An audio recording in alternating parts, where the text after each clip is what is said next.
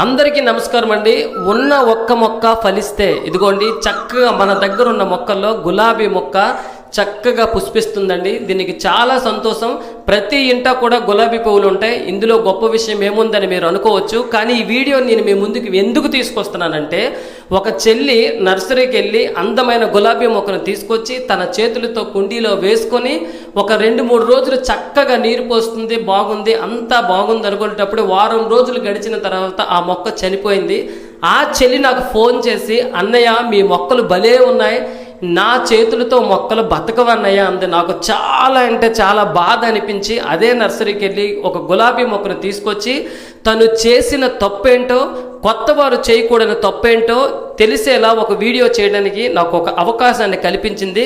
మీరు కొత్త వారైతే దయచేసి ఆ వీడియో చూడండి, మీ చేతులతో మొక్కలను బ్రతికించండి. అందరికీ నమస్కారం అండి.